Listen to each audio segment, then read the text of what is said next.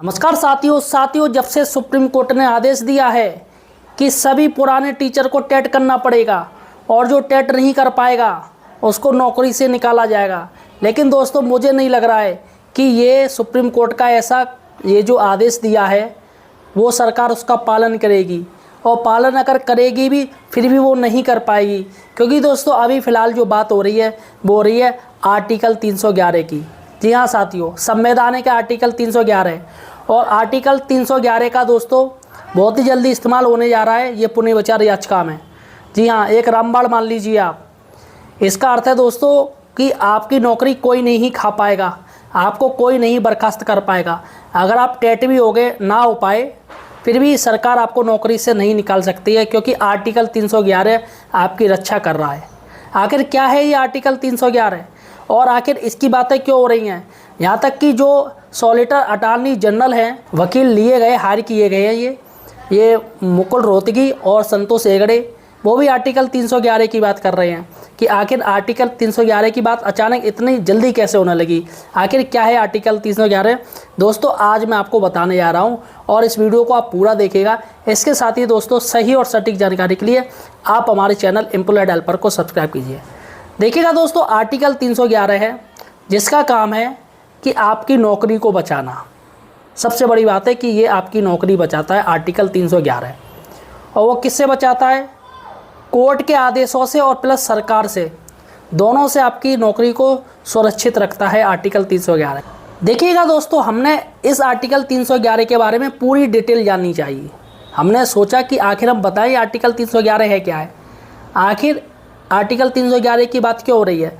तो देखिएगा, हमने दोस्तों गूगल पर आर्टिकल 311 डाला, article 311 of Indian constitution of India in Hindi. तो यहाँ पर देखिएगा क्या आया है, अब ध्यान से सुनिएगा ये आर्टिकल 311 क्या कह रहा है, किस तरीके से आपकी नौकरी बचेगी। भारतीय संविधान का अनुच्छेद 311 संघ या राज्य के अधीन सिविल सेवाओं में कार्यरत व्यक्तियों की बर्खास्तगी, पद से हटाने या पदावनत करने से संबंधित है, जो मनमानी कार्रवाइयों से उनकी सुरक्षा सुनिश्चित करता है। सिविल दोस्तों, सिविल का अर्थ हो गया जितने भी सरकारी नौकर हैं, वो चाहे IAS PCS हो, चाहे B ग्रेड के हो, चाहे C ग्रेड के हो, चाहे D ग्रेड के हो, वो सारे सिविल में गिने जाते हैं, सरकार का ऐसा कहना है।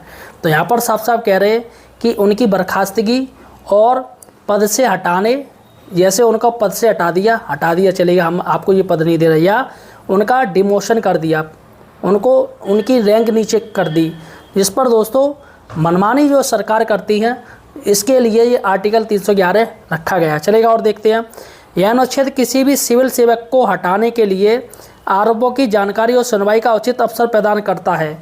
बिना इसके दोस्तों कोई नहीं हटा सकता है। अतः दोस्तों ये पुनर्विचार याचिका जो डाली गई है वो आर्टिकल 311 के तहत ये सुनवाई की जाएगी। इसमें पूरी जानकारी दी जाएगी किस तरीके से NCT अपना सही से पक्ष नहीं रख सकी, और ये सुप्रीम कोर्ट का ऐसा ऑर्डर देना पड़ा।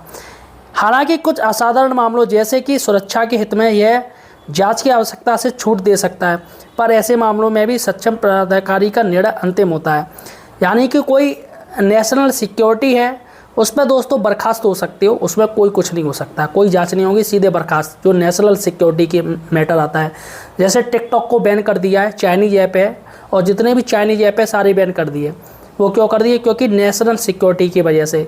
काफ़ी पाकिस्तानी यूट्यूबर्स हैं और टिकटॉकर हैं जो वीडियो बनाते हैं, उनका इंडिया में सभी को बैन कर दिया नेशनल सिक्योरिटी की वजह से।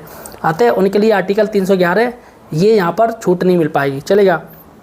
यहाँ पर हम देखते हैं मुख्य प्रावधान क्या है। पदोन्नति या पद से हटाना। कोई व्यक्ति जो संघ या राज्य की सिविल सेवा या अखिल भारतीय सेवा का सदस्य या किसी सिविल पद पर है, उसे उस प्राधिकरण द्वारा हटाया नहीं जा सकता है जिसने उसकी नियुक्ति की थी, या उससे नीचे के किसी अन्य प्राधिकरण द्वारा। यानी इसको कोई नहीं हटा सकता है। जैसे आपकी BSS साहब ने नियुक्ति दी है, नियुक्ति पत्र दिए, तो उनके हाथ में नहीं कि आपकी नौकरी छीन लें। अब देखिएगा और क्या मिलता है आपको, जांच और सुनवाई का अधिकार। बर्खास्तगी ऑब्लिक पद से हटाने या पदावनत करने जैसी कार्रवाई से पहले कर्मचारी को उन आरोपों की जानकारी दी जानी चाहिए जो उनके खिलाफ हैं, और उन्हें अपना पक्ष रखने का एक उचित अवसर दिया जाना चाहिए। यानी कि सुप्रीम कोर्ट में जो आर्टिकल 311 के तहत एक मौका मिलेगा निश्चित। अब अपवाद देख लेते हैं यहाँ पर एक्सेप्शन क्या है, which is the point are the exception. अनुच्छेद 311 के तहत कुछ अपवाद भी हैं, जैसे राष्ट्रपति या राज्यपाल संतुष्ट हो कि राज्य की सुरक्षा के हित में कोई जांच करना उचित नहीं है तो इस नियम को शिथिल किया जा सकता है। और उसके बाद है अंतिम निर्णय, ऐसे मामलों में सक्षम प्राधिकारी द्वारा लिया गया निर्णय अंतिम माना जाता है।